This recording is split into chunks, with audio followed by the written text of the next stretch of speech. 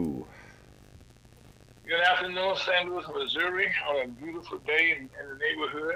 Chicago, Illinois, Dallas, Indianapolis, Indiana, and Memphis, Tennessee, Baltimore, Maryland, Scottsdale, Arizona, Minneapolis, Minnesota, Pittsburgh, Pennsylvania, Baltimore, Maryland again here. Yeah, it's twice on my list. Denver, Colorado, and also Sacramento, California. I'll talk about that a little bit today also. Portland, Oregon, Jackson, Mississippi. Oh my God, the storms down there. Miami Beach, Florida, Detroit, Michigan. Except one labor movement there, and also in Hampton, Virginia, and Newark, New Jersey. Kansas City, Missouri, home of the Kansas City Chiefs, National Football League, Kansas City Chiefs. And we are broadcasting here with reference to non-2013 commemoration for March the 25th. 2020, my name is Aaron Frost, your host and creator, along with Aldo Lyles. In the rear, bang! And how's the wife doing? Bang! That's always good news. And Brother Scott, how you doing, sir? I am too blessed to be distressed. Too blessed to be distressed. Well, that's a good way to be nowadays. Later on, we be. How do we're in a countdown for your wife with a test, for her. She's about to graduate in about 5 weeks. But we're going to keep her in our prayers. As a matter of fact, what she's about to do is definitely needed for the veterans right now, because we're finding more and more people are being stressed out. Not just in the veterans, those people that need it most, but all of our reports now, so everybody's being stressed out all around the country. You know what I'm saying? And also, we joined shortly by Chuck DeBow, that's there, and with the national team of commemoration. And anyway, we're broadcasting live on Friction USA Hot Talk Radio.com from beautiful North St. Louis County and North St. Louis City and on Missouri. And we thank you for joining us on this beautiful Saturday. Hope all is well with you and your family. One thing for making us a part of your weekend, lunches with the Mexican commemoration. We can hear live on Facebook, YouTube, and on Twitch. And our podcast can be found every anytime you just want to talk to us again, a beautiful program. By looking up lunch, which is the team of conversation, you can get us. It's by Google, matter of fact, and also the program will be broadcast tomorrow at 1 o'clock, and again at 3 o'clock, 1 o'clock on Wednesday, same time, same places.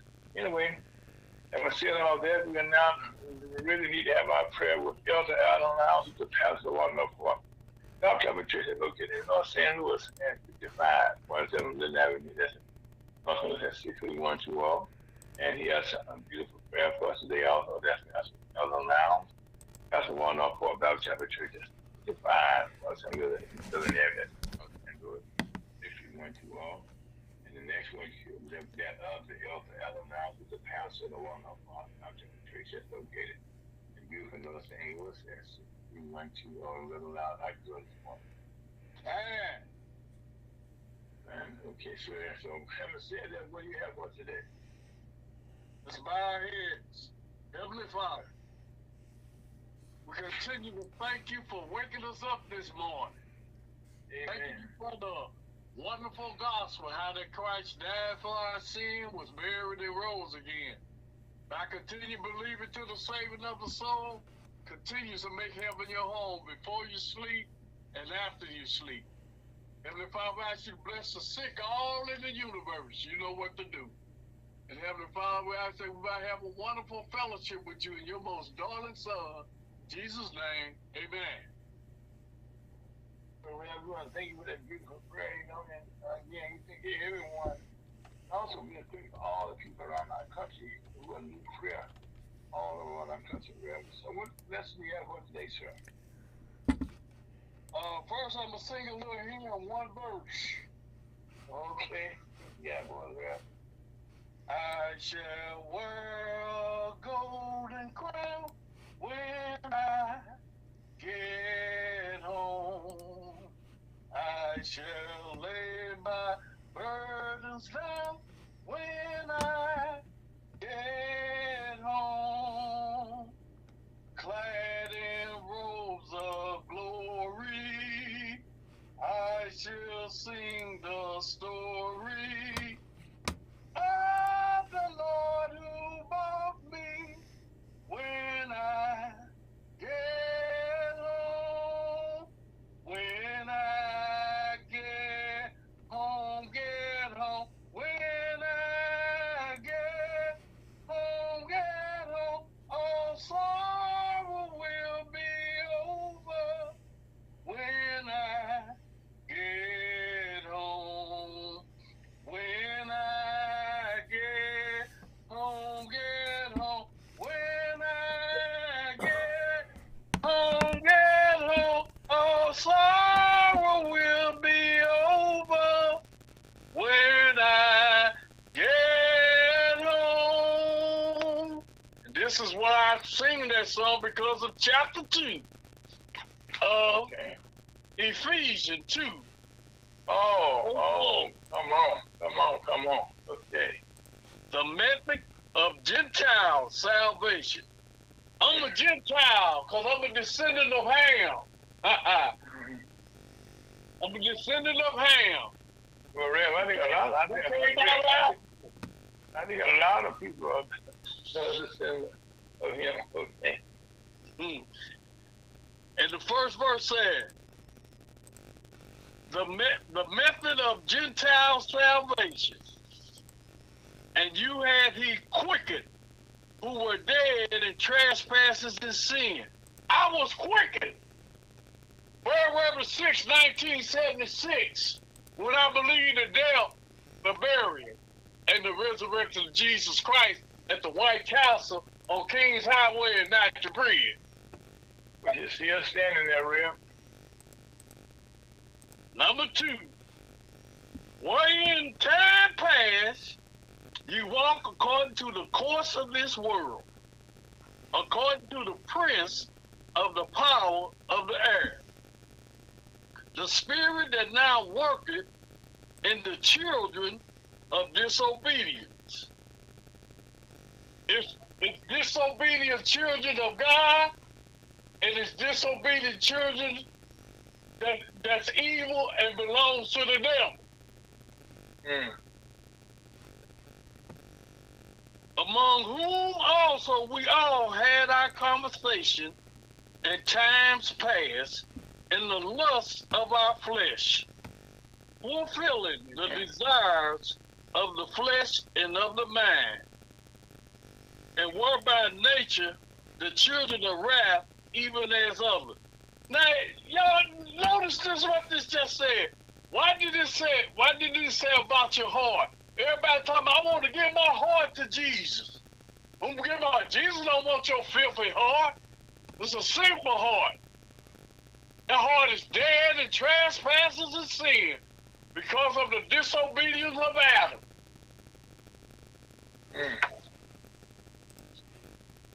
Then he goes to say, but God, who is rich in mercy, for his great love, wherewith he loved us. God loved us. He first loved us. That's why I love God, because he first loved me. Amen. Even when we were dead in sins, had quickened us together with Christ. By grace ye are saved. See, you're saved by grace through faith. It's not of yourself, it's a gift of God, not of works, lest any man should boast. And verse 6 said, and had raised us up together and made us sit together in heavenly places in Christ Jesus. See, I always put that in my prayers because I know I'm already seated in heavenly places in Christ Jesus. That in the ages to come, he might show the exceeding riches of his grace in his kindness towards us through Christ Jesus. For by Christ are ye saved through faith, and that not of yourself. It is the gift of God, not of works, lest any man should boast. For we are his workmanship, created in Christ Jesus, unto good works, which God had before ordained that we should walk in them. Wherefore, remember that ye being in time past Gentiles in the flesh, who are called uncircumcision by that which is called the circumcision in the flesh made by hands. That at that time ye were without Christ, being aliens from the commonwealth of Israel. You hear people talking about, it's aliens out there. Well, look what God said. God said we're aliens. Huh? One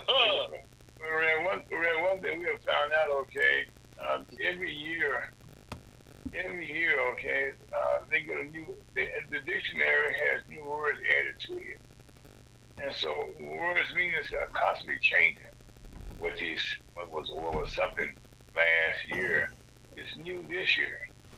And but it's changing the old principles, okay, that we were brought up with.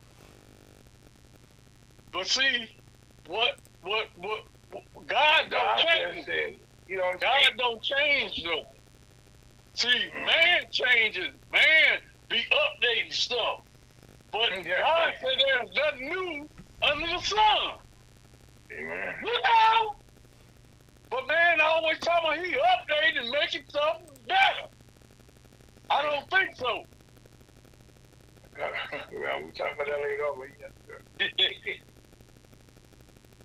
And they go on to say, Commonwealth of Israel, and strangers from the covenants of promise. See, I'm in a covenant with God to preach the gospel, the death, the burial, and the resurrection of Jesus Christ. And I already have passed from death unto life before I sleep and after I sleep. Having no hope and without God in the world. But now, in Christ Jesus, ye who sometimes were fall or made nigh by the blood of Christ. For he is our peace, who had made both one, and had broken down the middle wall of petition between us, having abolished in his flesh the enmity, even the law of commandments contained in ordinances, for to make in himself a twain one new man, so making peace, and that the might reconcile both unto God in one body by the cross, having slain the enmity thereby, and came and preached peace to you which were afar off, and to them that were nigh. For through him we both have access by one Spirit unto the Father. Now therefore ye are no more strangers and foreigners, but fellow citizens with the saints and of the household of God, and are built upon the foundation of the apostles and prophets, Jesus Christ himself being the chief cornerstone, in whom all the building fitly framed together, growing into a holy temple in the Lord, in whom ye also are built together for a habitation of God through the Spirit. Amen. Now, go ahead. I'm going to go on up here to, I'm bring some up. This is just security in being saved. The death, burial, resurrection, where you can never get lost. People believe this. Now I'm going to Hebrew, the 12th chapter, and verse 23. It said, to the general assembly. Assembly is a body of people that believes the death, burial, and resurrection of Jesus Christ, and also is the church of the firstborn, which are written where in heaven, and to God the judge of all, and to the spirits of just men made perfect. Talking about mature. Perfection means to mature. Adam was made mature. That's why he was perfect, because he was mature. But you and I have to grow up. We have to grow up in grace and the knowledge of the truth. And that's how we grow to maturity. But Adam was already mature. Look out! And to Jesus, the mediator of the new covenant, and to the blood of sprinkling that speaketh better things than that of Abel. Amen. Yeah. Well, he kind of covered a couple chapters in the Bible, okay, especially, you went to Hebrews there. That's one of those books that continues teaching us, well, the whole Bible teaches us, what we don't know, what we need to know. I think that's the one thing that, we are so blessed, okay? I said blessed right now. I'm happy to say on the day is 20th of March that at no state to this point have they talked about removing the Bible, okay, from the kids, being taught, okay? That's so far, I said, man, so far.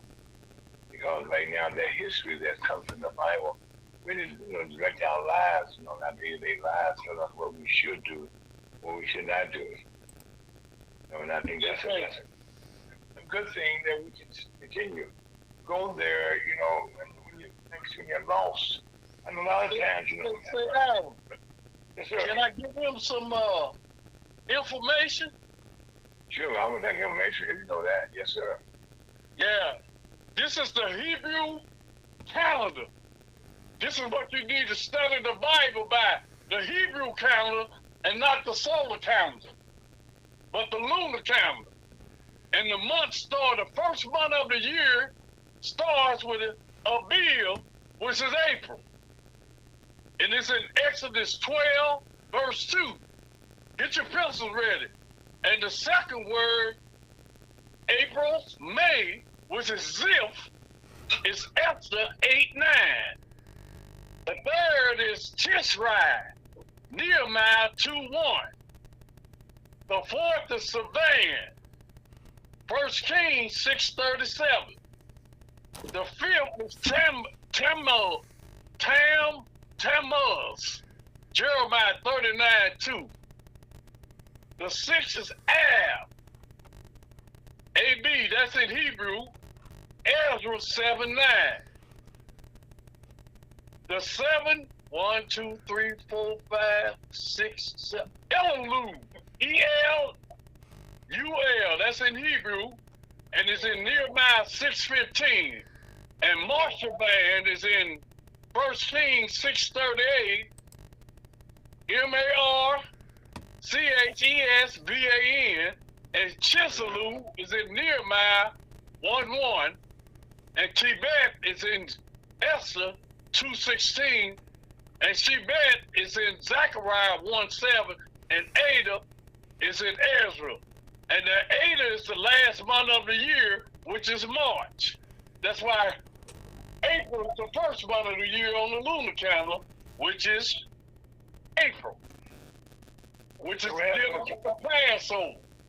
So what you just did, Rep, you're not aware, okay? You just gave us, the Bible dates, okay, that signify, that explains, I should say, not explains, okay, those dates on the calendar, how they went for the whole year. So that's kind of word on word, line on line, to the gospel. Amen. And that does not go away. And this was written centuries ago, and it's still good. Amen, bro. I say it's still good, right? So that I want to give them some information so that when they read the Bible, they'll know. The information is powerful. That's the one thing that our country is built on, our history. That we don't, like I said, if you don't know your history, you're doomed to go over and that's showing you in Genesis, okay, when they were in the desert, okay, they left Israel, okay. Promised land was like maybe a day or so's walk from where they were, right? When they were unbelief, they went round and round in circles, okay, for 40 years. But you know why they went around there like that, Aaron? Come on, Red. Because of their unbelief. They didn't want God. They didn't want Jesus Christ. They wanted to be like the world. They had no faith. Amen. They had no faith, Rev. They had no faith. Well, on that note, that's Reverend Elder Lyles, and that's Scott in the background there. You know, this my name is Aaron Post. This is a lunch with the watching a conversation. But if you go Saturday afternoon, we can hear it on 5 to 5. You know, all of our podcasts, we can hear it live, and they will color on YouTube, Twitch, and Facebook today. So my hand for the Missouri Chicken Commerce, we said take us out of here.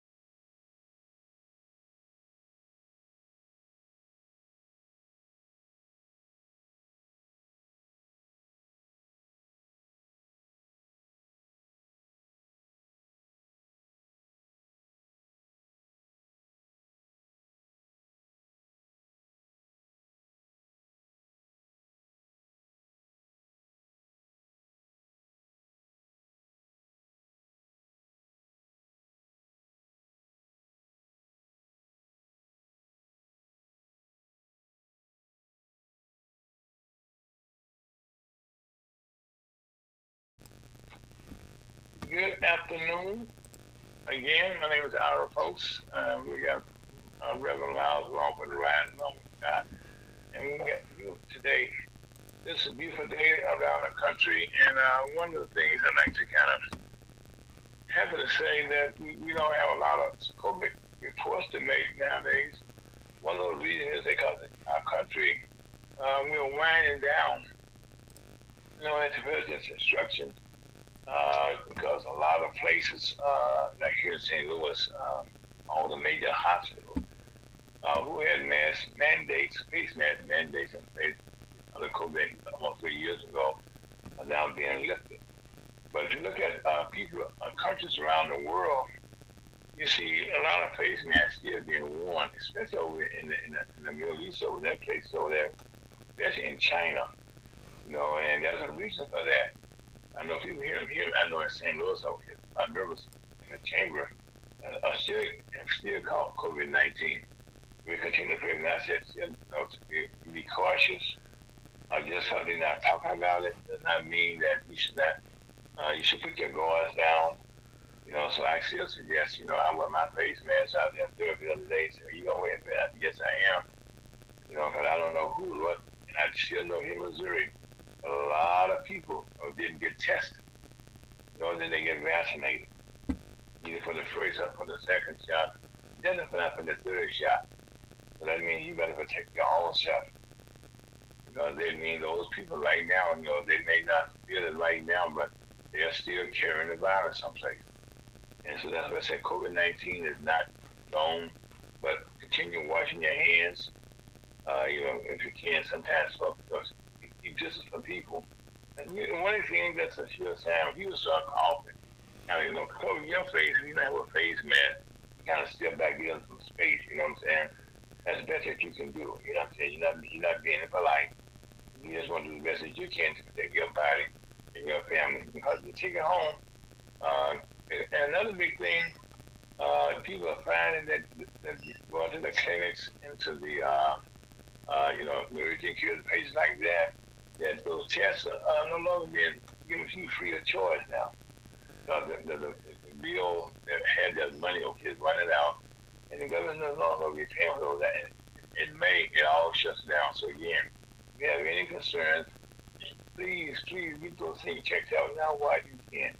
Also, a lot of things that that's going on is local, and that's the thing that we sometimes we get away from hearing about all the nasty stuff that's going on.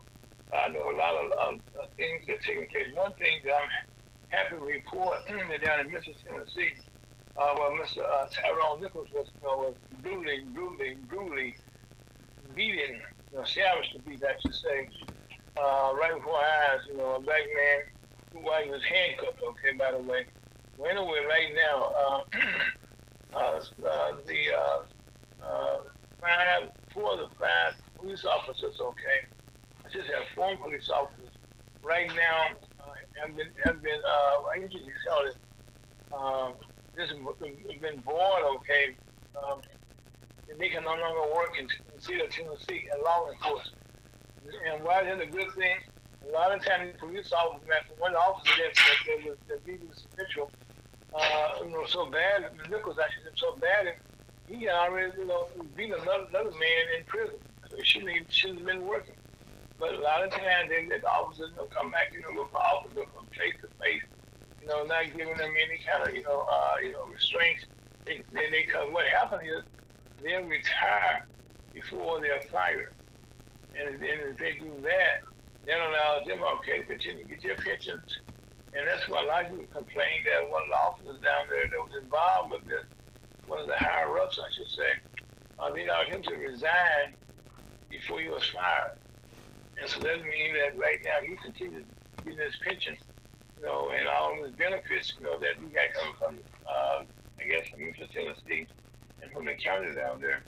And that's not active to everybody else, And another thing that we all have to keep in mind that I said things are local. This matters most to us. That these the weather is so crazy. Now the dictionary may change, but the weather is crazy. Because, one of the things, for years and years, okay, California used to tell us about how much, around here, there's no rain, and they were having droughts for the last 3 or 4 years. And in fact, now they're getting so much rain. Well, not just rain, they're actually getting snow, different parts of the state. California is not all beaches. People are not aware of that. But then they're not all beaches. So again, what that means is that a lot of the weather that they get out of there, in the northern part of the state, in the mountains, where they go ski in the mountains, where all the state right now, low, high, or even almost sometimes down in San Diego. Matter of fact, one thing I like about our country, as a weatherman, they'll come up with new descriptions of words that we're not familiar with. So now they're not saying that they get torrential rain. They're not saying they get heavy rain. They're saying now they're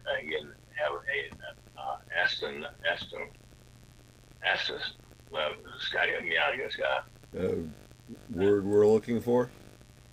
Yeah, it's ATMOSPHERIC,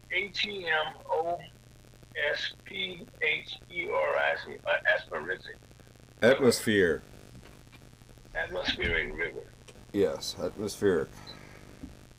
Yeah, and what that means is that they got these waves coming off from the ocean there, and they come across this, hit California. They're going right across the map there. And I said Denver is one of the major freight stops that people talk about But Nevada, Utah, and all those states out there, it just come our way, cross country. I know here in Missouri, we been getting our fair share. Matter of fact, just recently, a car was swept away in 2000, drowned early Friday during the torrential rain. See, torrential rain means heavy rain.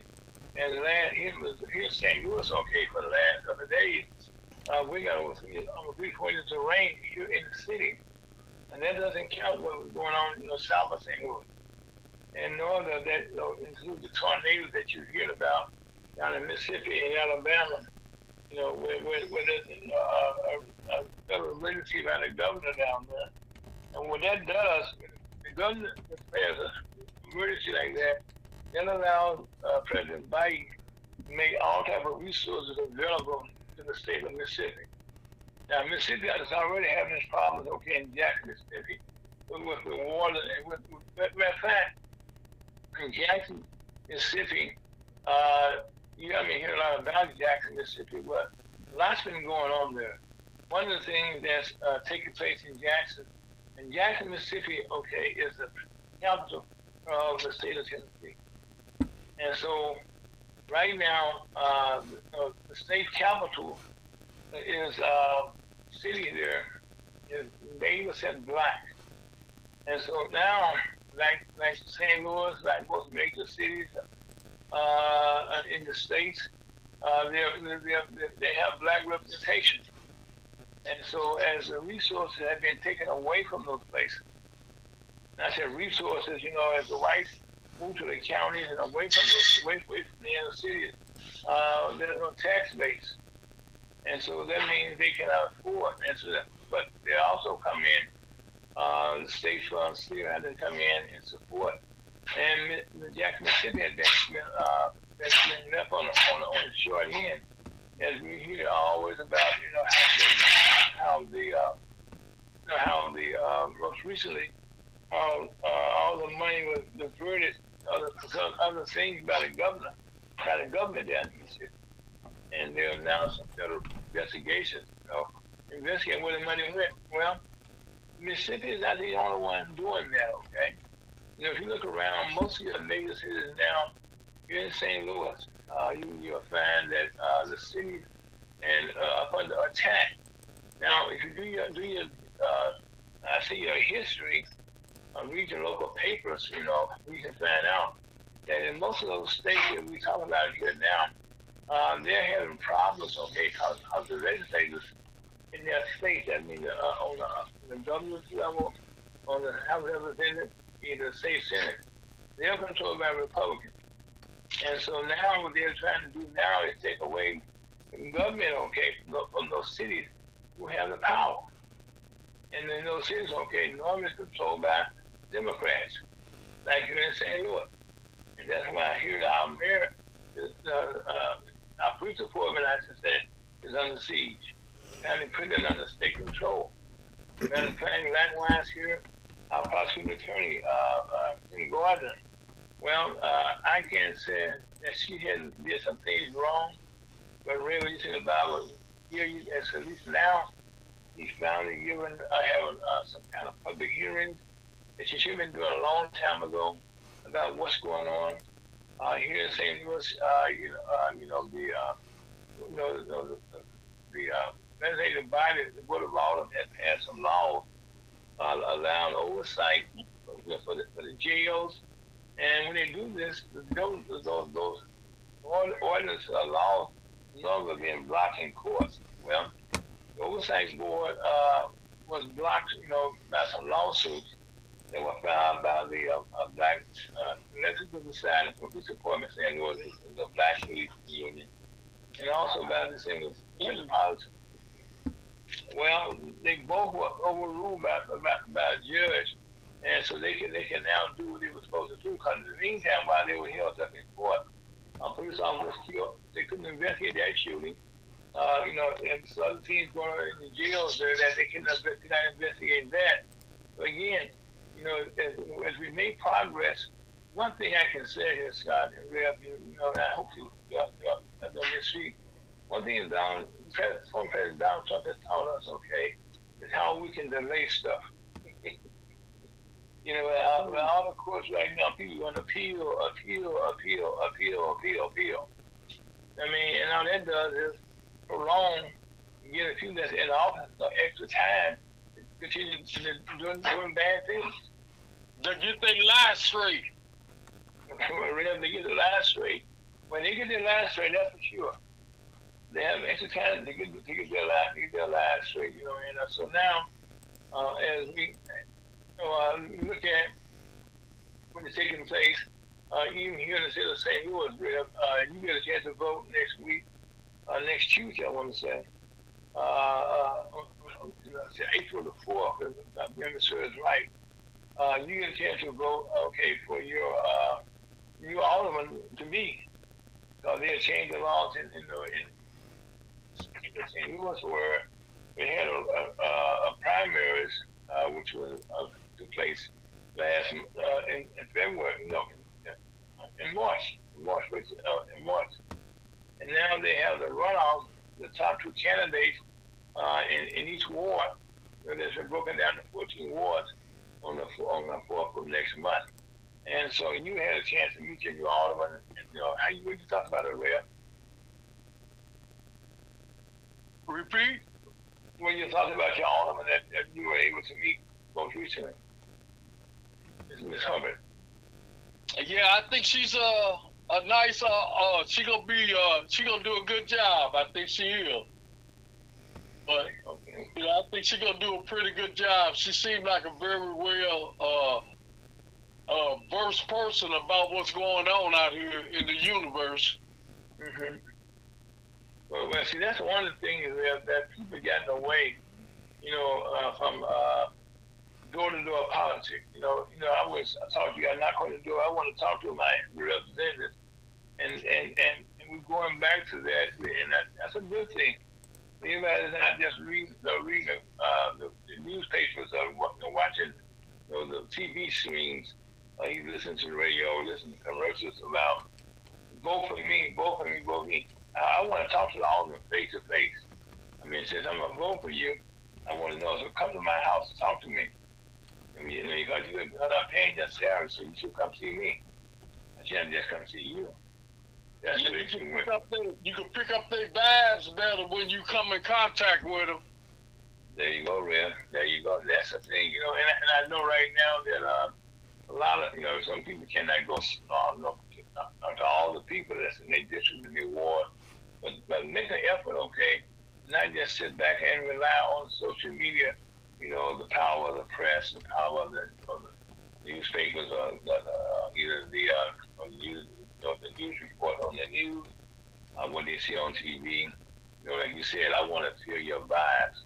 I want to know that you are a live person that I'm voting for, okay? And that I can ask you what I want to know about you, and that's a whole good thing.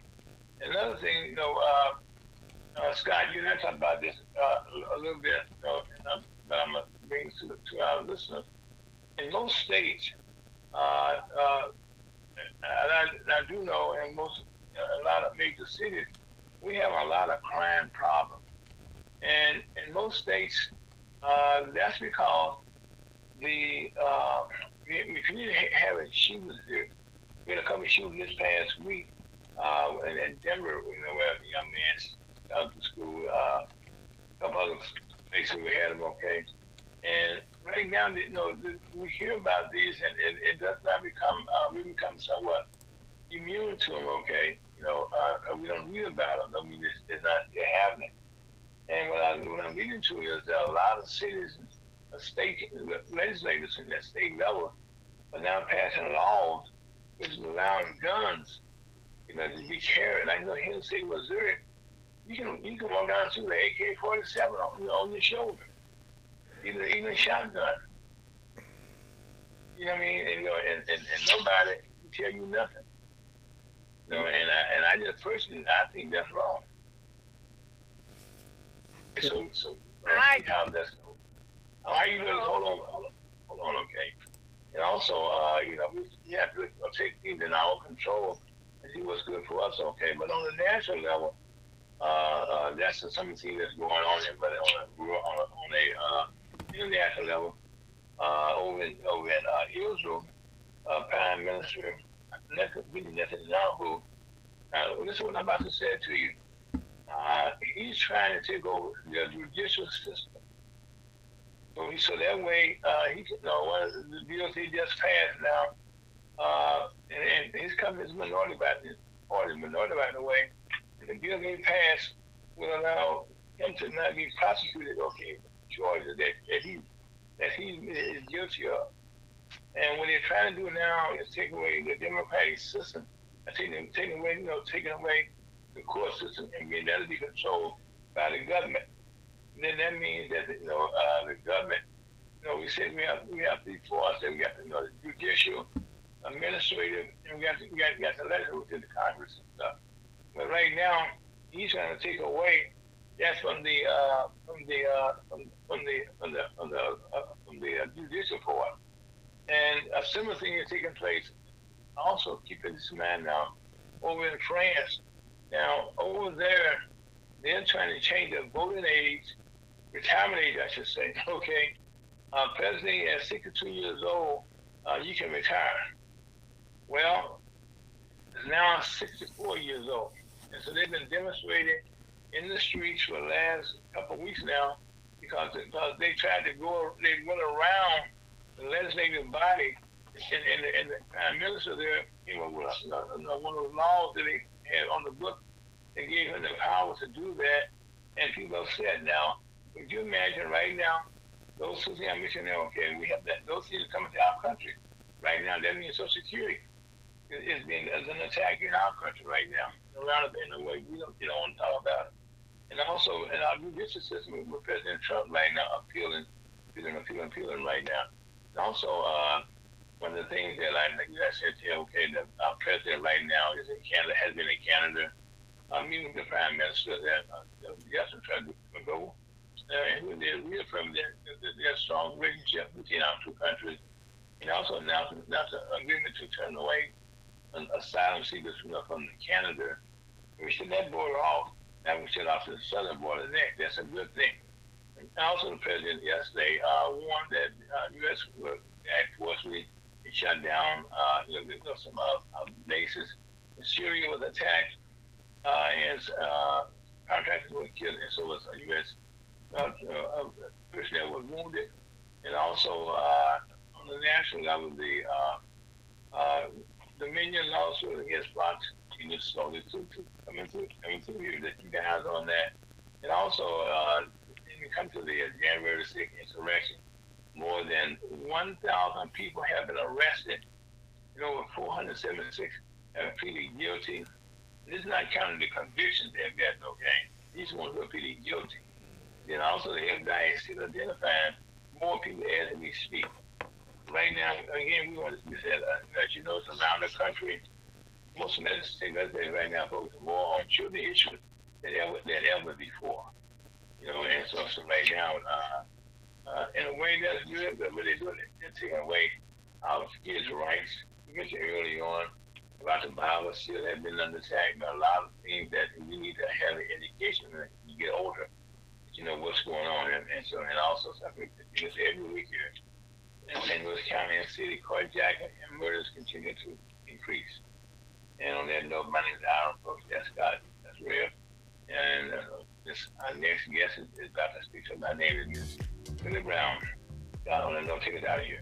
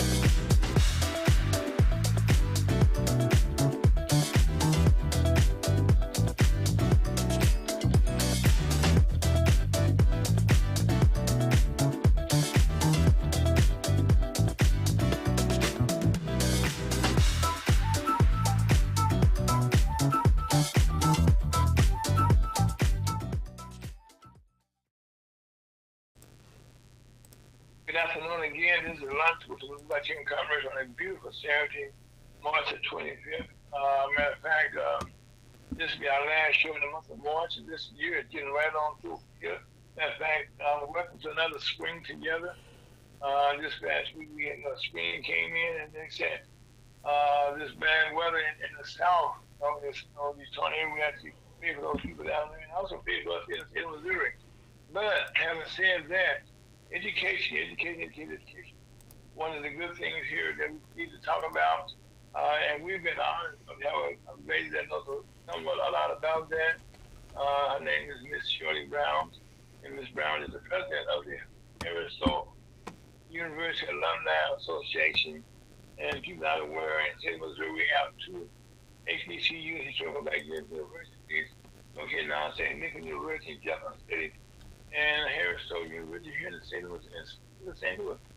I know Ms. Brown, welcome to the show. How you doing? I am doing fine. Thank you so much for the invitation and the opportunity.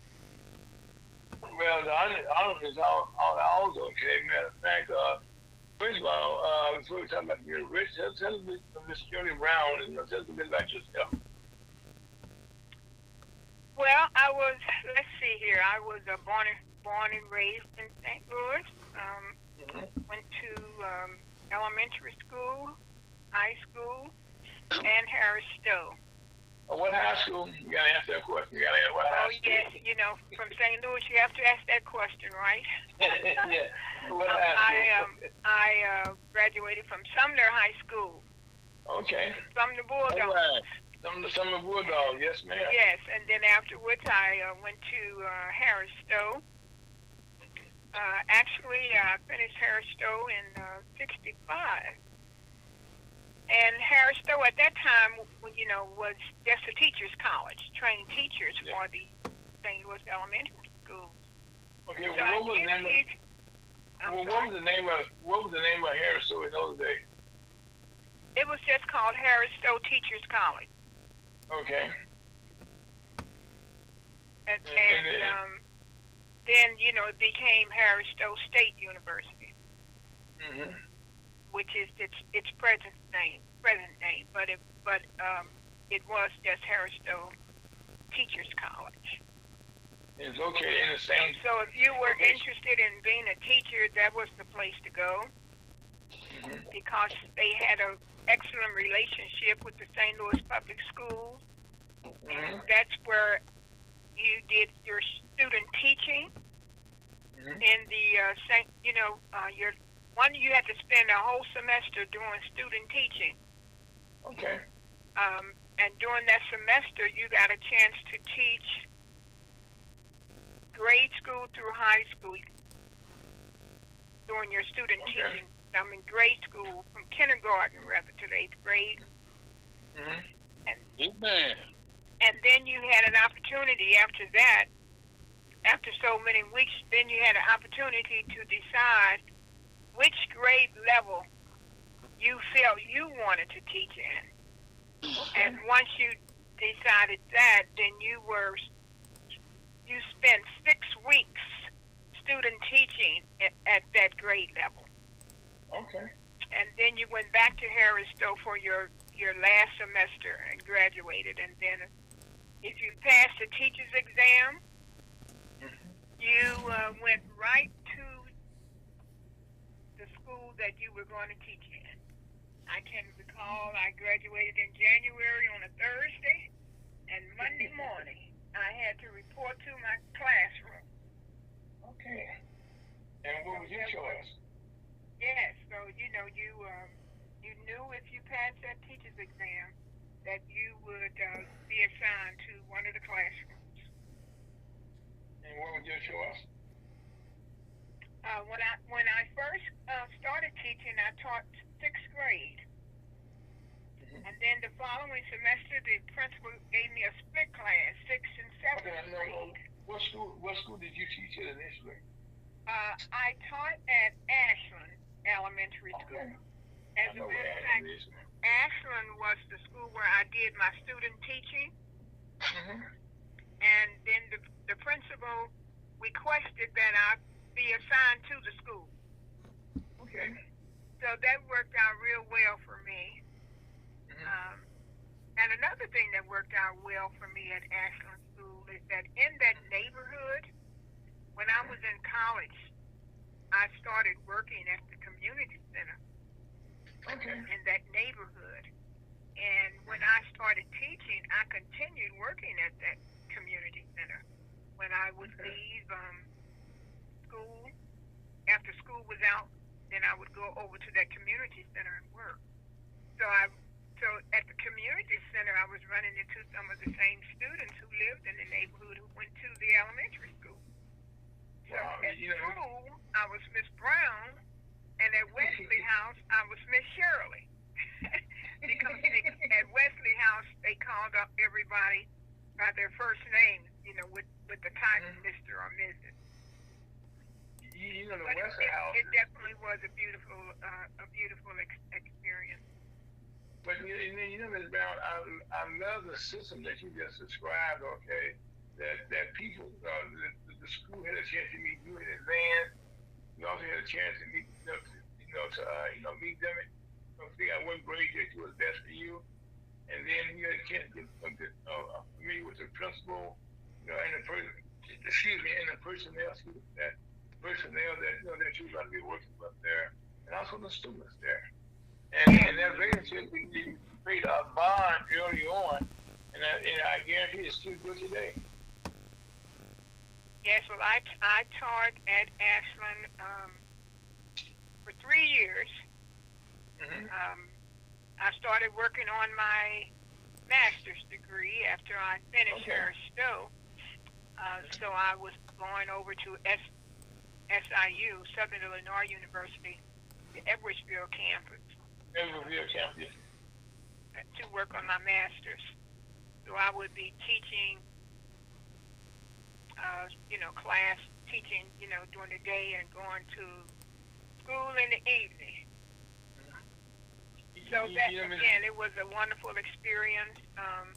But I said I taught 3 years, and that's because after I received my master's degree, I received an opportunity to work at Southern University down at Baton Rouge. Okay. So I left St. Louis and went to Southern University to work. So that ended my teaching career. Now, before you went to business, when you became Shirley, at Wesley House, Wesley House is still standing right next to serving the community. Oh, yes, it is. As a matter of fact, now, I guarantee I'm going to ask you a question you don't have an answer to, okay? Right across from the Wesley House, there's a building sitting on the corner there called the Smith Center. Are you familiar with that building? No, I'm not. Okay, it's sitting right across there. If you come down Media Avenue, there's a sign out front that says the Smith Center. And it's become like a little landmark there, but nobody knows what's in the building. It's been so many times I raised it up, okay? Many years ago, I was able to be a part of putting that sign up there, matter of fact, in another life. Okay. Yeah, and I'm with, as a matter of fact, from all over Mike Jones, who went to Wesley House also was very familiar. Doing some things. West House has produced a lot of good leaders, okay, in our St. Louis community over the years. Oh yes, they certainly have. And one of the programs that Wesley House has, and they didn't have when I worked at Wesley House, is Wesley House has a tremendous senior citizens program. Oh yes, ma'am. Where they do work with senior citizens, they provide meals for them. They deliver meals to those who cannot come. Those meals get delivered to their homes. So that's a wonderful addition to what Wesley House is all about in terms of serving the community. Oh yes, ma'am. Yeah. Now that's something that you need to know that they're still there. Okay, so when you got to Baton Rouge, Louisiana, okay, what were your topics that you studied for? You got to Baton Rouge. Well, when I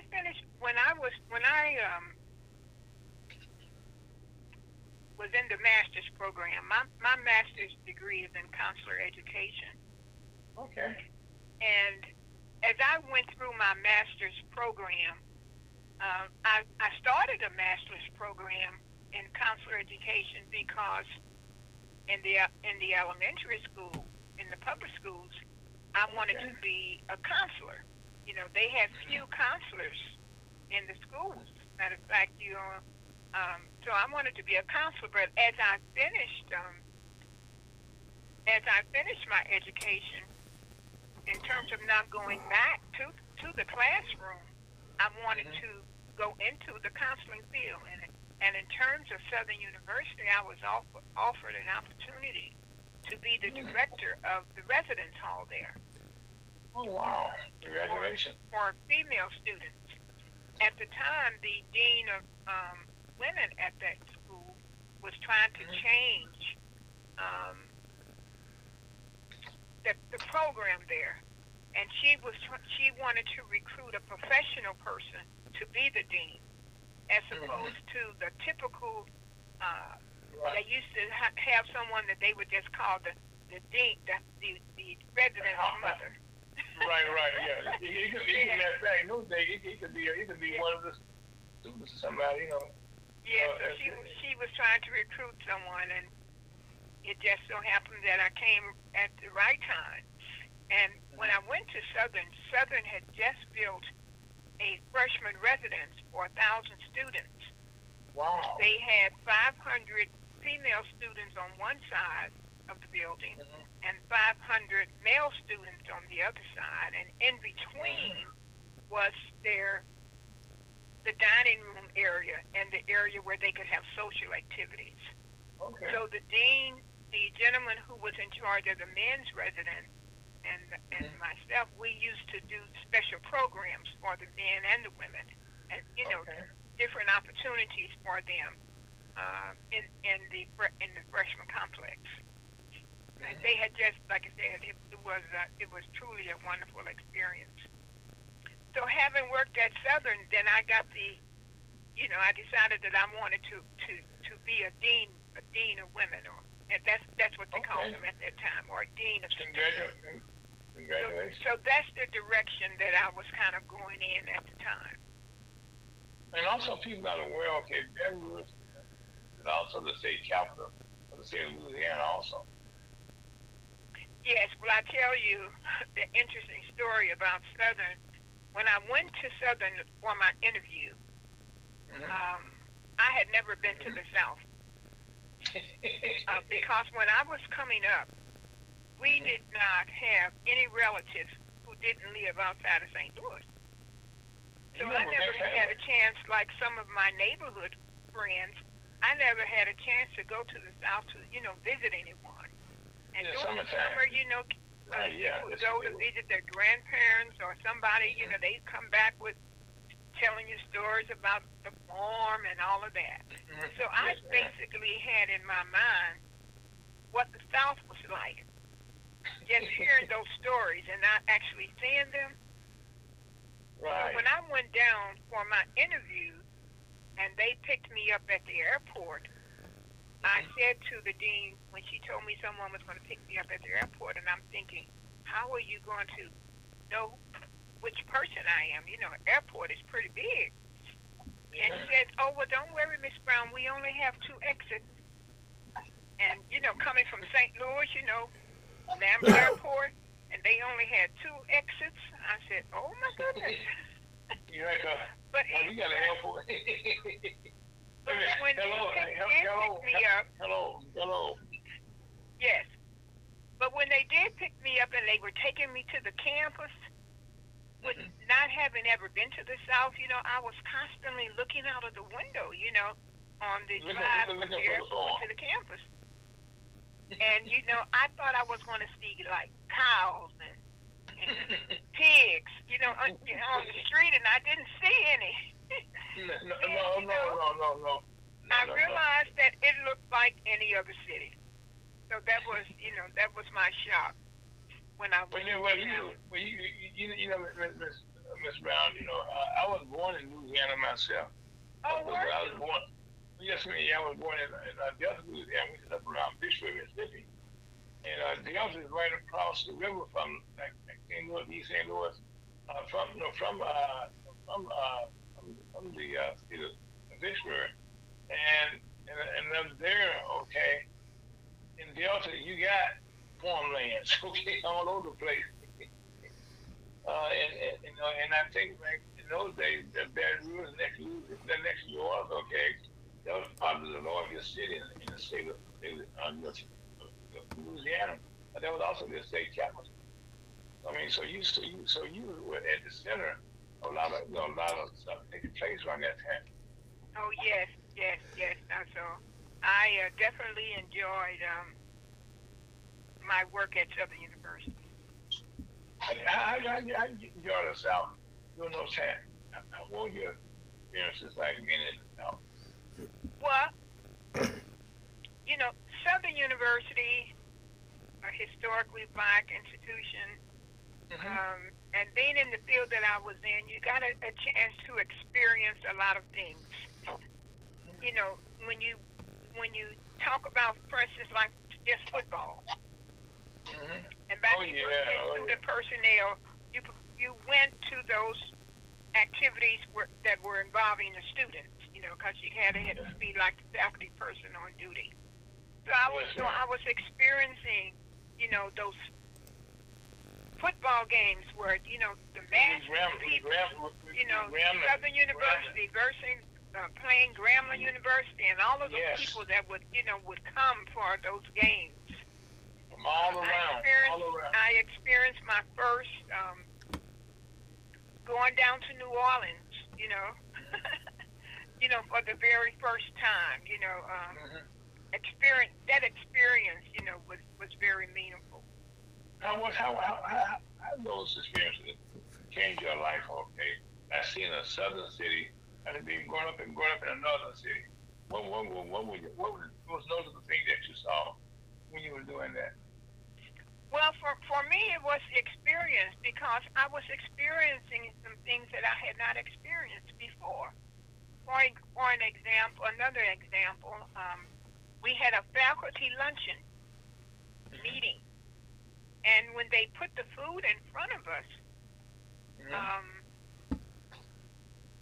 I wasn't familiar with the main dish that they had. Like grits, so stuff like that. So I had to, I didn't tell the people I wasn't familiar. I just was watching the other people to see how they ate it. And then that's how I started. And as it turns out, it was stuffed crabs. And I had never had stuffed crab meat before. How'd you like it? That was, so I didn't know how to eat the stuffed crab, But like I said, I did experience some wonderful things. Okay, now when you talk about when I mentioned Louisiana, that's where I got my first experiences of a Mardi Gras. What the Mardi Gras is all about, and it's watching the Mardi Gras in person. Oh my God! In terms of experiencing, especially in a place like Louisiana. So yes. Ms. Brown, when did you get a chance to see the countryside? When did you get a chance to go out in the country? Actually, I never got a chance to see the countryside. I never did get a chance to see the countryside. Okay. But I just know it existed, because the students who were coming, to Southern, and the students who were living in the dormitory, many of those students, lived, in that type of environment. They just came to Southern, for school. So I used to hear the students talk about it, but I never got a chance to see it. Well, I would say one thing just found that being a person from the South, and in South, Alexandria, Louisiana, which is kind of in the middle of the state, and all around that area, Monroe, Louisiana, Shreveport, Louisiana, those are some of the towns that live scattered in. They're now cities now. But a lot of those, that's why you had the football game, because Southern had a football game, the people there came from all over the state, came to the football game on a Saturday. Yes, they did. Yes, they did. They started showing up the night before. Yes, they Yeah. did. Yes, they did. And so, like, my question, okay, the next, okay, how were your experiences visiting HBCU in those days? Early on in your life, okay, how did that shape your life moving forward? Well, I tell you, coming from St. Louis, Mm-hmm. when I through my elementary and high school period, like I said, I went to Sumner, and the schools were not integrated. So I was used to, Sumner was all African American students there. Mm-hmm. Harris Stowe was not all African American students, but Harris Stowe had a very large population at that time of African American students. So you really didn't know that you were in a minority because there was so many African American students there. Mm-hmm. So the experience for me was, I was used to, being in that kind of environment with African Americans. And of course, Southern, was a historically black institution, although there was a mixture, a diverse group of persons from the faculty. So I felt right at home at Southern. Okay. I know. I remember when I went my experience in St. Louis, when I went to Wilford University back in when I came out of Seoul in 1969 was, and I never forget I flew to Dayton, Ohio, and I had in my mind this beautiful university. Okay, oh my God, I can't wait to see this. Not knowing what I didn't know, and so when I got there. There's a lot of kids I met at the airport that was from St. Louis. So we took on our cab. We was going to be a big shot. We're going to take a cab out there. Not take the bus they sent for us, okay? We're going to get there real. So I got there, and never as long as I lived. We got out the cab, and I saw this big, beautiful building, on stone, big building. Like, this is nice. And so I felt like, Richard Brown scene. I looked up, okay, and the cab out and I said, no, guys, we all did. I wasn't the only one. He was with me. Same thing. He said, we're here. He said, turn around. That's Central State University that you're looking at there. That's Virginia Central State. Had heard about Central State. Turn around, okay, right across the street from Central State. In those days was Wilberforce University. And this is in the 60s, late 60s, okay, when they was Black Power was in full force, so to speak. Well, the students at Wilberforce had burned down their student union. Yeah. And I turned around, and matter of fact, the time I was there on the trimester, we were actually, student union was gone. We had two double wide trailers, trailer homes that we had a board in between. Then we go to side different activities, and so mine somewhat like yours was not as happy turnout, so to speak. Okay. Yes. Well, when you mentioned Wilberforce, Yes, ma'am. When I left Southern, I started working.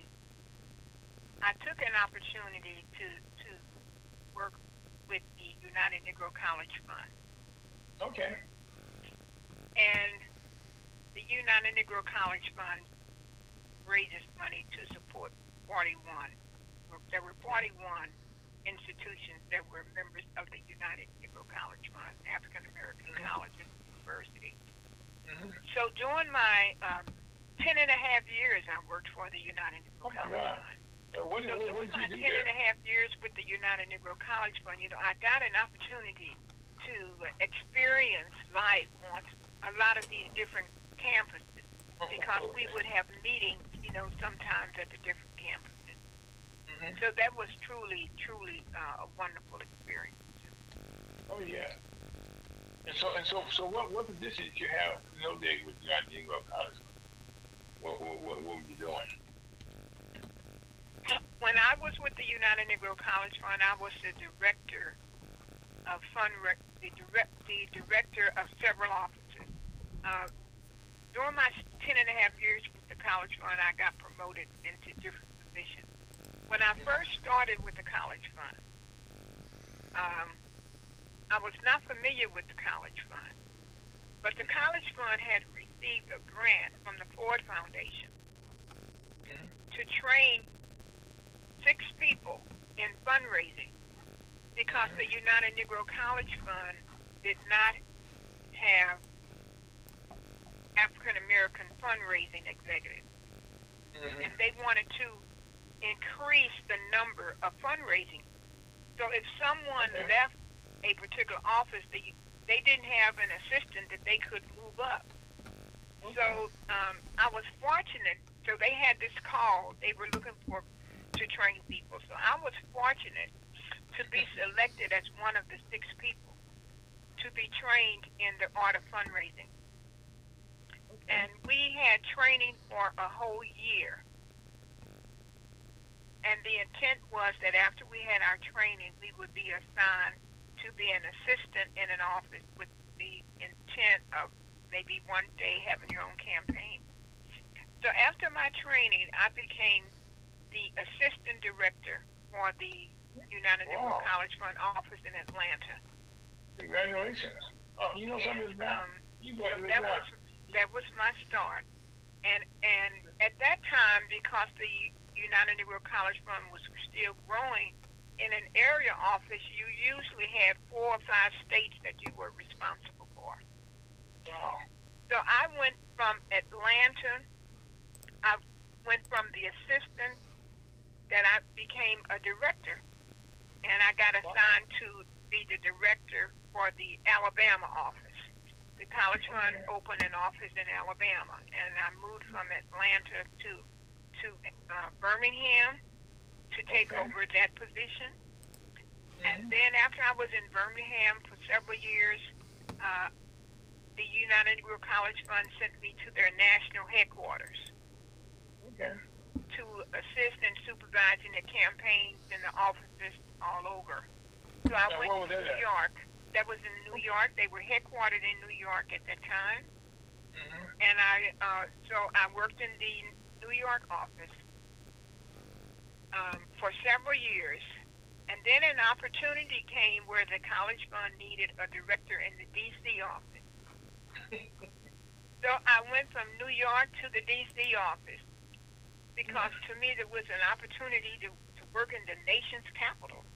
Right. And so that was my last assignment during my years with the United Negro College Fund. I was the director of the D.C. office. Okay, let me ask you a question, okay? You got a tour of the South, okay? So now when you, these were those positions, okay? Well, like when you were, when we left, you went to, you went to the, different colleges, or while you was, what was the things that you could call your legacy, okay? From those time periods, the places that you went. Because I know you changed a lot of lives. Well, I think that the nature of my work, especially when I was working with the College Fund, the nature of my work was that, for instance, like if you're fundraising, you've got to work with the total community. Yes. Because if you're doing a fundraising campaign, you've got to recruit a chairperson. You've got to have committees. So even though in each case, I was moving to cities that I never lived in before, but the nature of my work made me get involved with the community in a very short period of time because people wanted to be a part of the campaign. So that was very positive in terms of my work. So in each case, with going into an area where you had to start new campaigns, it was an opportunity to really get to know the community and get to know the leadership in that particular community. So it was actually hard leaving a community when an opportunity came for me to take on a new assignment because I had gotten to know, the key people Right, For right, yeah. example, when I was in Birmingham, when I was in D.C., we started our first fundraising dinner in D.C. Okay. under my leadership, and the Okay. wife of the mayor, she was a dinner chair. So, she served as the chair for several years. So we had that kind of leadership, involved. Was that during the Marion Barris? Yeah, yes. As a matter of fact, I was in D.C. at the time that Marion Barry got elected the mayor of D.C. Right, yeah, 'cause he did a lot of stuff in D.C. As a matter of fact, that time I grew up there, the cab drivers, they would tell you, they tell the history, and they get there, how he created so many job opportunities, for the blacks there, in those jobs, in federal government, in the state government, and also, in local government. If he had told you, come on, you need a job, I got a job for you, come on, get off the corner, come on. Yes, and it was wonderful being able to have that type of relationship. Okay. So in essence, I moved back to St. Louis after my work in with the college fund. I moved back to St. Louis in 2003, Okay. and I wasn't sure, if I wanted to. Well, I was sure I wanted to make the move because I made the move because my mother was becoming ill. Right. And I had started for 2 years before I moved back to St. Louis. I had started coming to St. Louis twice a month. Okay. Because of my mother. And after 2 years of doing that, I decided I need to be one place or the other. Because when I came to St. Louis, I got an apartment here. So I was maintaining 2 residences. And my mother was getting older and older. But anyway, so I moved back in 2003. Okay, now And as a matter of fact, when you think about 2003, but I just said once I made the decision to move, I was going to just, I wasn't going to compare D.C. and St. Louis. No comparison. I would just get to know St. Louis. But being from St. Louis, when I would go to church or go to my sorority meetings, I would see some of the same people who were in school with me or who I knew before leaving St. Louis. So it wasn't like being, like in a new city. Okay. So the adjustment of coming back to St. Louis was okay. The one thing that I did miss was when I was living in D.C., I was used to a majority of African Americans holding key positions in the city. Yeah. Yes, ma'am. From the mayor's office, to Yes. I was used to that. You found you came back. What was this shit about? I know about your mother's. Man, that was one of the reasons I came back. Was my mother would get in bed of the house, and I came home. Okay, and I saw that, and that kind of was a mindset change for me. Okay, that point, I was able to make my mother. I came back to school, and I noticed that I was either here more than I was either in Wilberforce. Wilberforce at that time was going through some bad changes. Okay.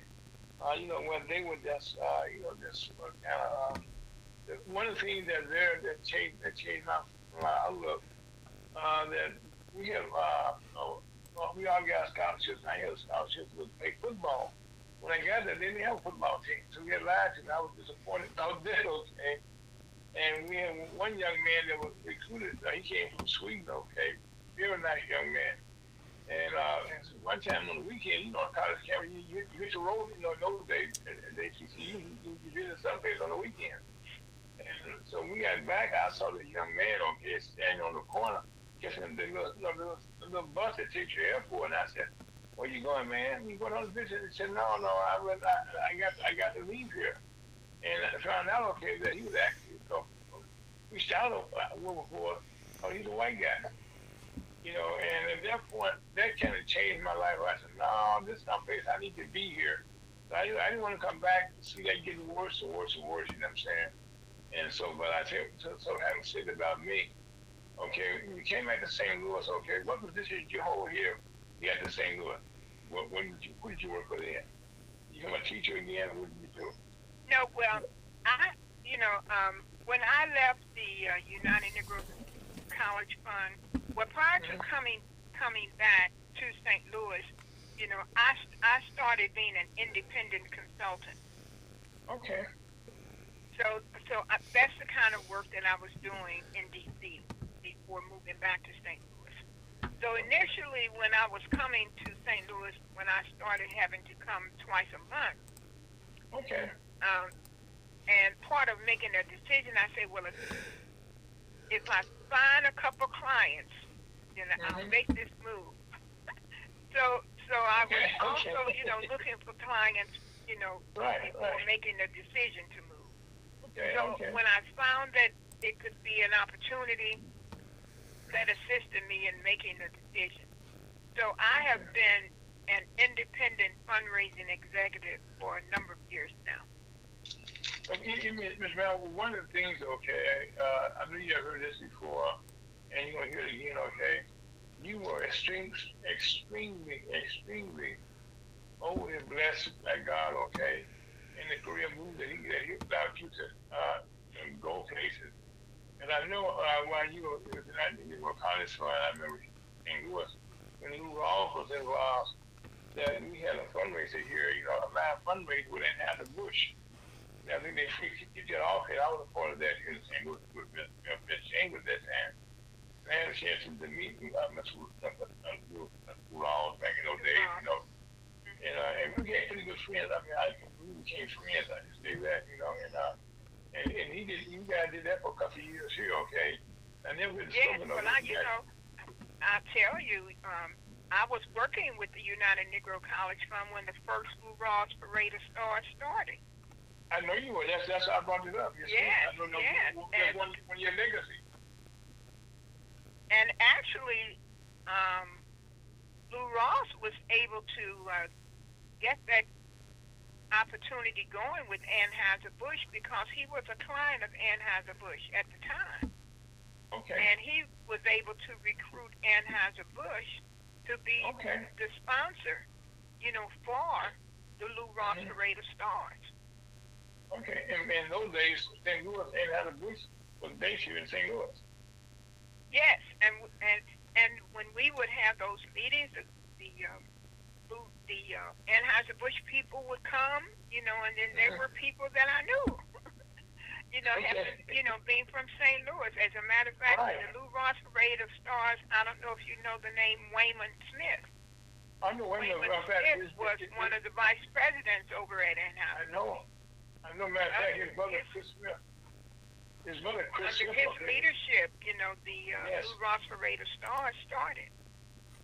Yes, as a matter of fact, his brother Chris Smith was one of my best friends. He died a couple of years ago, and Wayman is still kicking it himself. Okay, but I got to know the whole Smith family, back in those days, and I had to put on the meeting with some of the Cardinal baseball and so on.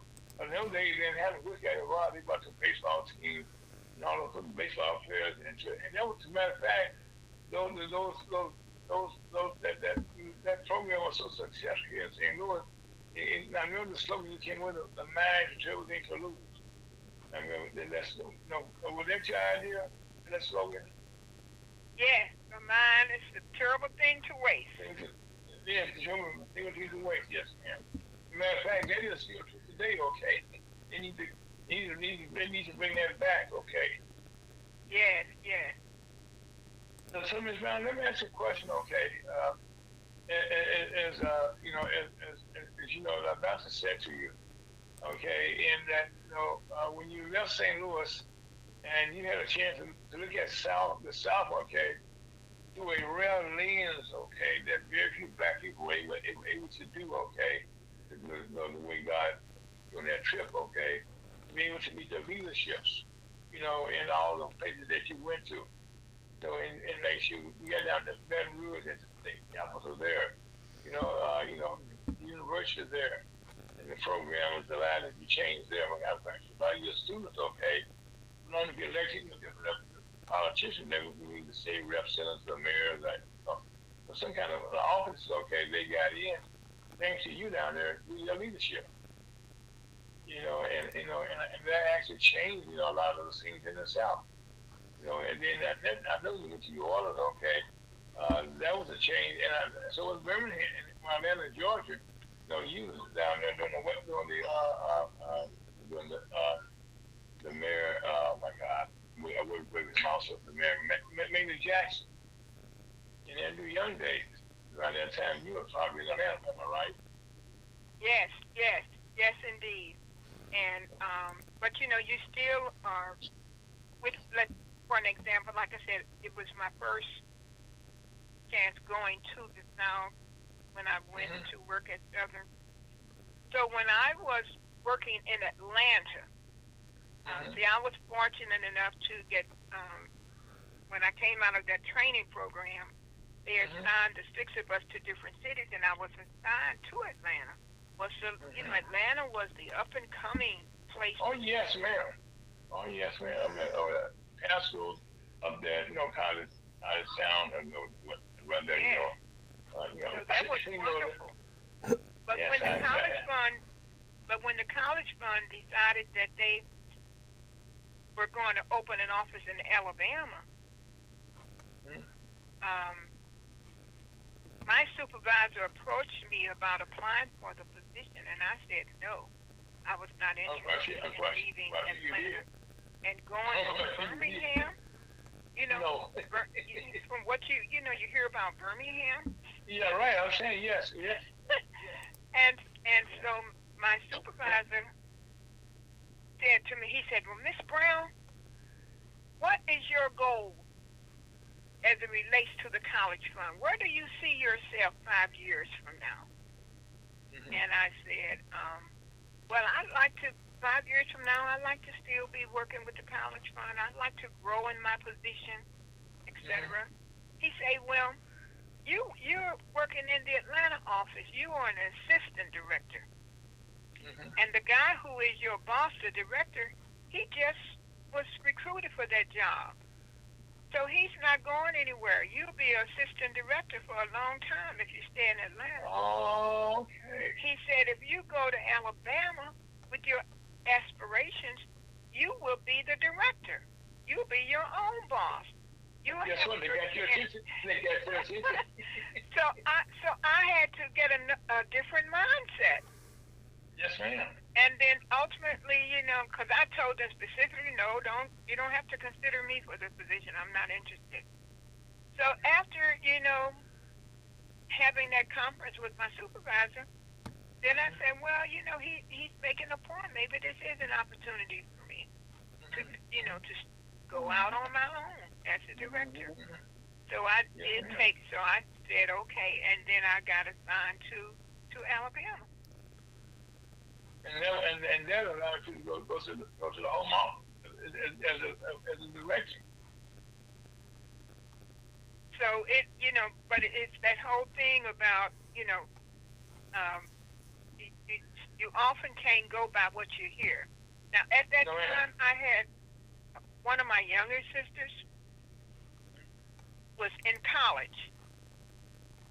She came from St. Louis to go to college in Atlanta because I was in Atlanta. And so she was living with me. So when it came time for me to go to Birmingham, my sister said, I'm not going to Birmingham. She said, oh, no, why would I go to Birmingham? So she decided, so when I went to Birmingham, she decided to move back to St. Louis because she did not want to go to Birmingham. So, you like I said, part of it is she had not been in South either, except when right. Atlanta. Right. And in fact, Atlanta is not like being in the South.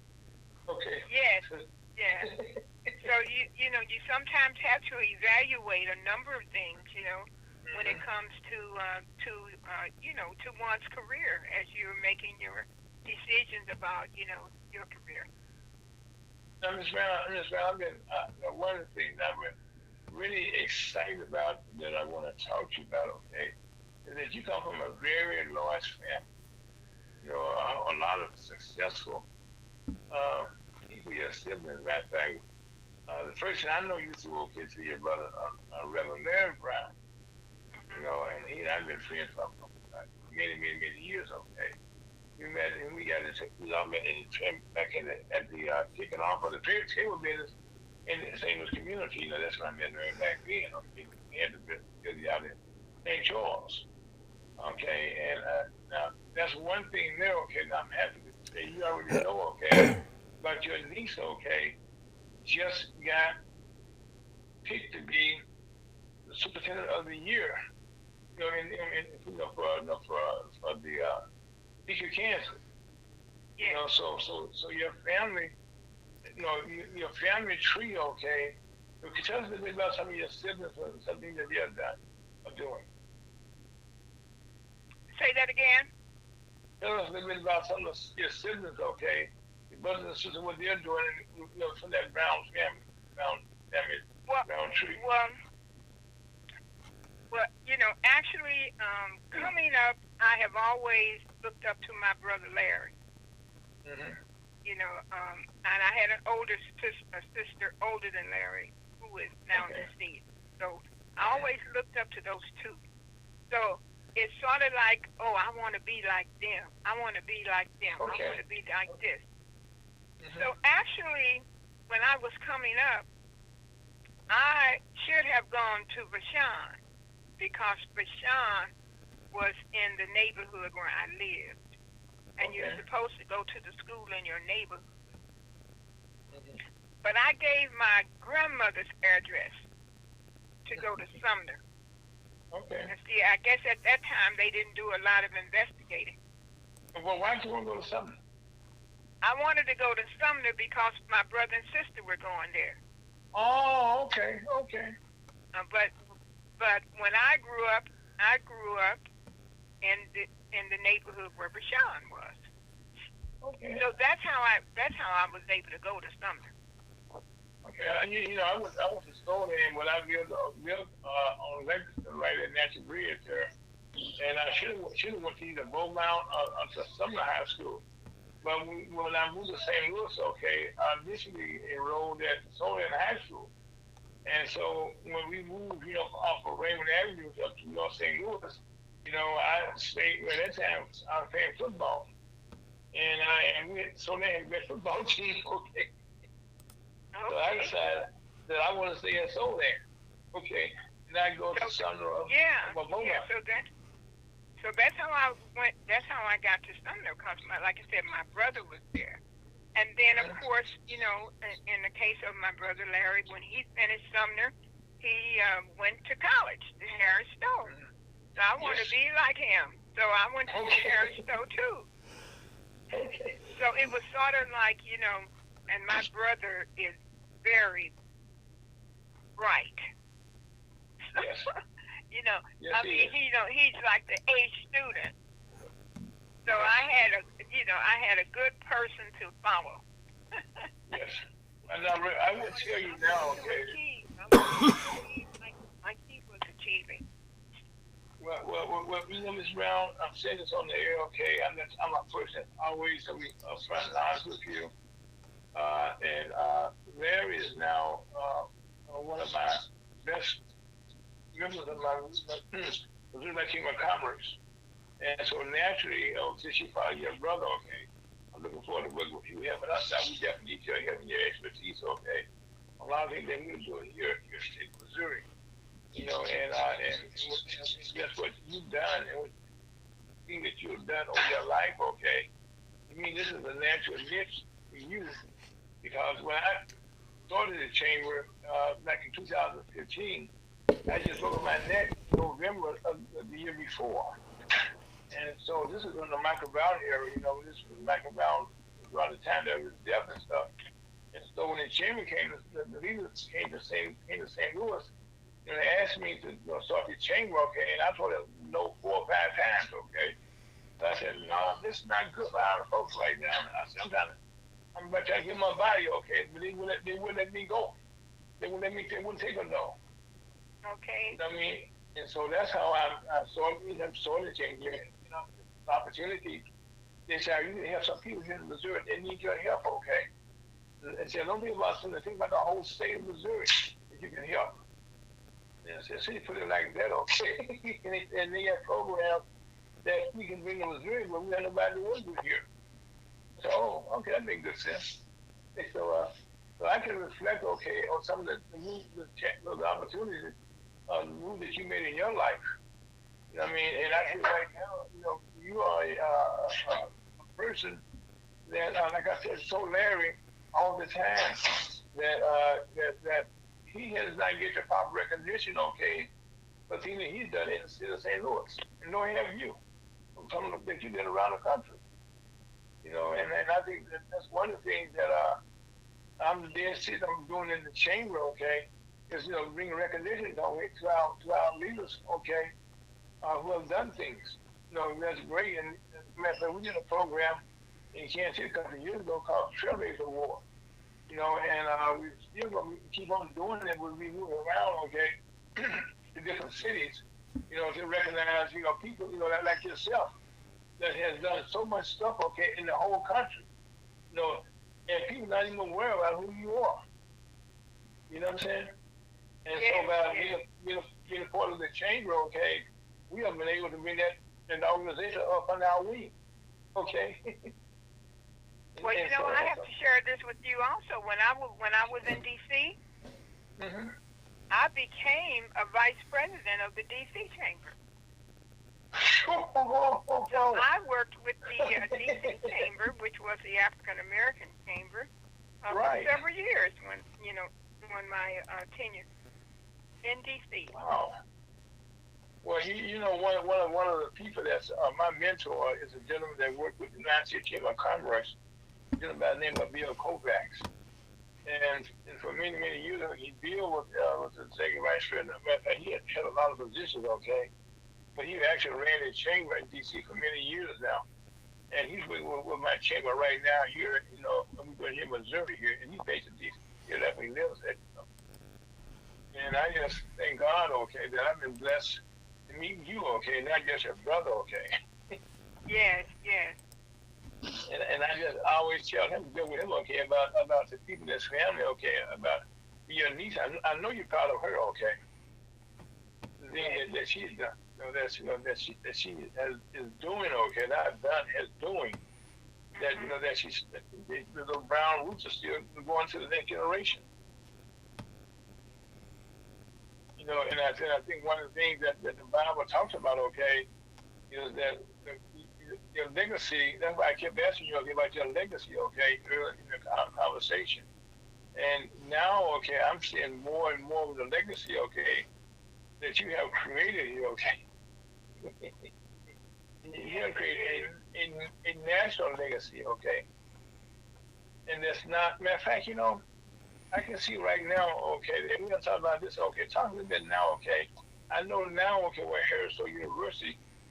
Weren't you for the position that you're in? So tell us a little bit about the university, something they're doing down there, some of your alumni members. Well, actually,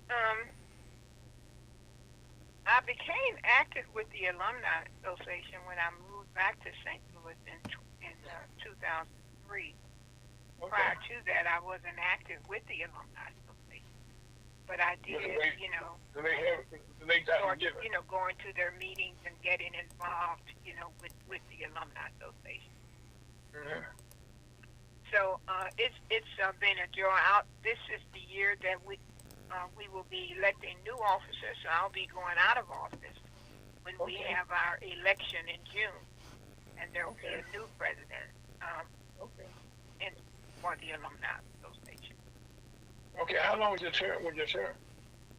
I have served several terms, so you can only. Okay, I don't doubt that. I'm sorry. I don't doubt that you've been re-elected many times. Yes. you can serve like 4 years. Mm-hmm. So a person that gets elected president can serve a 2-year term, and then that person can run again and get reelected to serve another 2-year term. Okay. Can you get elected to serve another 2-year term? And no, they're supposed to serve 2-year terms. Okay. Well, okay. So right now, okay, that you've been there, I know the university has gone through a lot of changes, okay, in the last couple of years. Several presidents have come and gone. But the president you have right now, she's probably been there one of the longest serving president in recent years there. And also she's from the neighborhood also, in the real neighborhood of West Mass. Yeah, but now the person who is president now, of course, before president, she was an interim president, and she has been at the university. Mm-hmm. So there's, a lot of history behind her being elected, because actually the current president, the university is planning her inauguration activities, which will be taking place the week of August the 9th through the 14th. Wow. There's going to be a week of different activities leading up to her inauguration, which is actually on April 14th. Okay. And the current president, will be the first, or let's say not will be, because she is the president now. She is. She is the first African American woman to serve as president of Harris Stowe. Mm-hmm. So that also she's also grew up in the real neighborhood around Sumner High School. Yes. She is.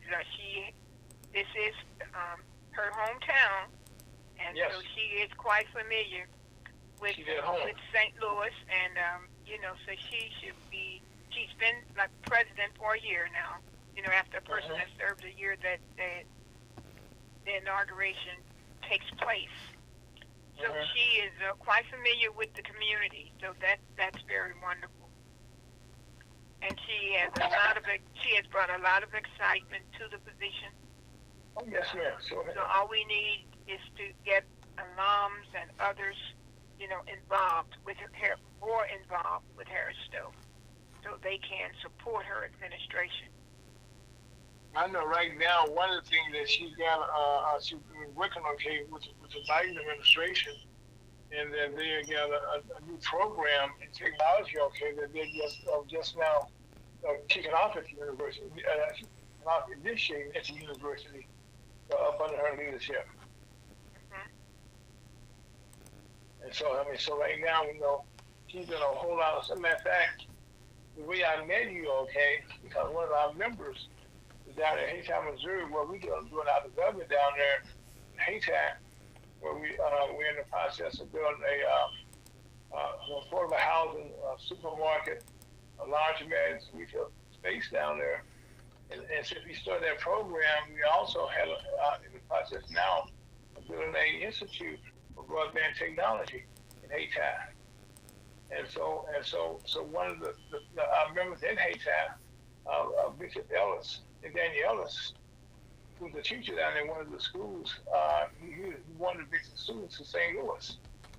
Some young men here, try to get them, show them, that, how St. Louis, they getting so excited about their lives.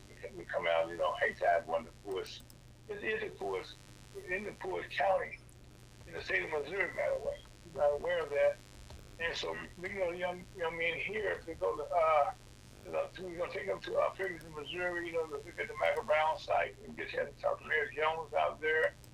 And we wanted to, bring them back here to University. And so, we have to put together a program for those students down. You should help the community, see what you're doing here, as well as we want to get the vagabond, the men's club up here. That's what men here in St. Louis. They have lunch down there. And again, the school's excited, and so now we're just ready now to follow up with that. We're talking university, and we know what to do. But that's again a program that's taking place, that you're starting that legacy, okay? And I'm quite sure once this is the first time, okay, it won't be the last time that we bring those students up here. Mhm. Again, that's I can see we have a similar thing now. I'm a Capricorn, you're a Capricorn, and we just love that black community. Well, I'm glad that you were able to connect with Harris, though, to bring the students Yes, ma'am. to the campus. So hopefully, all will go well and they will enjoy that experience. And also, Ms. Brown, the campus has been able to expand in the last 10 years. Also, talk a little bit about that while it's going. Well, yes. Well, Dr. Henry Gibbons, during his presidency, he was able to expand the campus because when I went to Harris Stowe only had one building. Yes, ma'am. And that's the administration building. So now Harris Stowe has more than one building. It has residence halls. Yes, ma'am. And theater, and library. So the campus has definitely grown. So we are very thankful for the work that the late Henry Gibbons did when he was president of Harris Stowe. And also, your legacy will be also reflect that you worked with him during that time. So he got done as a preacher with Harris Stowe with a college at first. Okay, he was able to get designation at the university. Mm-hmm. Yes. Under his leadership, it went from Harris Stowe Teachers College to Harris Stowe State University. Right. Yes, ma'am. Under Dr. Henry Gibbons' leadership. Yes, ma'am.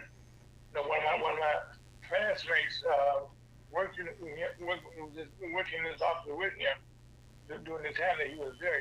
So I was able to know a little bit about some of the things that he was doing. And I was having to work with him also some things I did myself in that time period when he was when the cable TV came to St. Louis.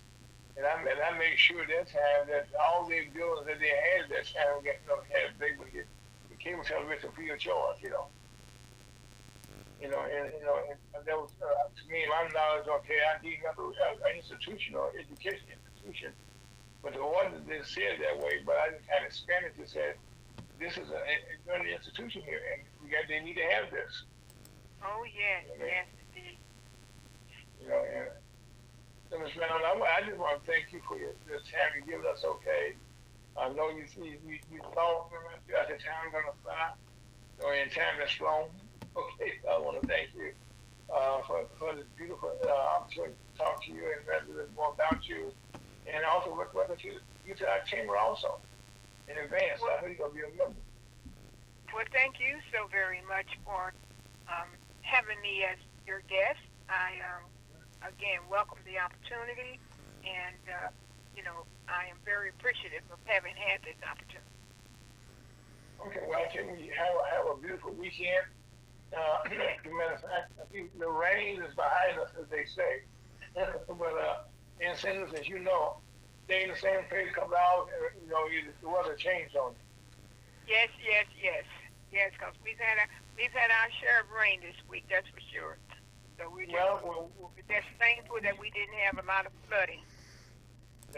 Well, you only give us enough what we need. That's what we give them. Yes. Okay. And today we need to hear your voice and what you have done.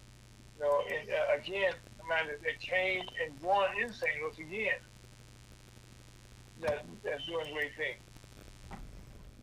Thank you so much.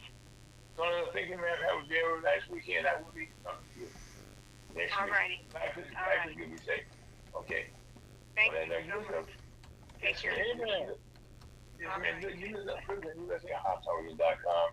That's Miss Shirley Brown, who's oh my God, the president of the Harrison University Alumni Association, and she's telling about some of her travels that she's done, that's so uplifting to our young people.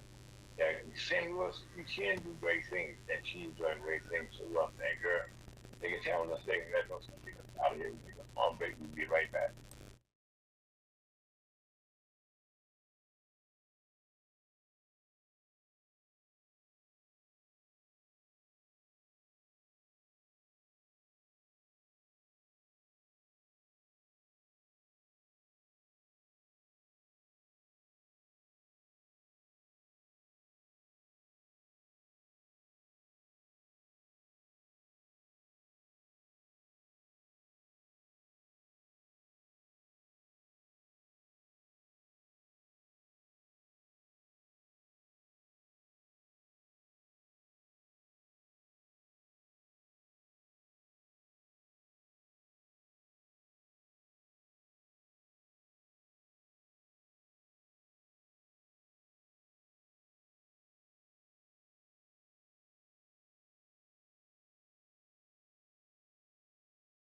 Good afternoon, St. Louis. Again, this is Ira, folks. We have Reverend Elder Lyles with us. How you doing, Red? Bang! And we have Brother Scott. I think we had a very beautiful guest today that kind of enlightened. I know she enlightened me, okay, about all the things. And one thing that she didn't get into that kind of touched on, most of the places that she went, okay, you was able to see her footprint, okay, the thing that she was actually to do, it changed our whole country, especially the Negro College Fund, when she did with the rate of soil for new laws, okay, that became a national program, and how God, moved her, all around the South without even going to the country, real. Yes, he did. He didn't go to the country, okay. He kept digging into all the metropolitan areas in the South there, but we are blessed to have right here. I'm looking forward to being a part of our team. But she went through the country. Yeah, she did. Her voice went on through there. Not yes, her did. Right today, okay. All those things right now have been codified on. You can get she can right now. She can get to talk about this program on a podcast, and send to alumni members. It's on Spotify, on Facebook, YouTube, and Twitch, and all that's live today. Okay, and I just think that's what all they can do for us. But right now, there's still some things left to talk about today here. And one of the things is that I kind of touched on briefly. Okay, is what's going on in education. Education, okay, what Ms. Brown talked about, that our education system right now are under great attack. When I was in school, when we were in school, Scott, we had a chance, to have kids can have fun in school, because that was we all went for a state refuge to have fun. And nowadays, I wouldn't want to be in school nowadays. I'm not gonna lie to you. I mean, you have our legislators right now in most states right now trying to take away our history, especially of the black community, okay? In some cases, the white community also. And I don't understand why they're so afraid of our history. Somebody help me out. Help a brother out. Why is that? Because people they don't want to acknowledge the things that can go wrong again. Well, I always was taught, okay, if you don't know what you did in your past, you're gonna be put over and over again. Well, and in fact, this morning we realized, I think we talked about on the show this morning about how they left Egypt, okay, and went around in circles for years. You know what I mean? At the beginning, they would not be. That's Mr. Bubba. I just took a police officer, he just came back. He wasn't boss today. Him and the walls to give us a break. Okay, and the mailman came back while he was gone. They said, well, okay. So I mean, so right now, I just think, the students right now, if they ask them right now, what did they learn in high school, in the 4 years of the grade school. They don't probably say, well, we had a lot of discussions in what was going on, okay, about a lot of things, but what did you learn, classroom-wise?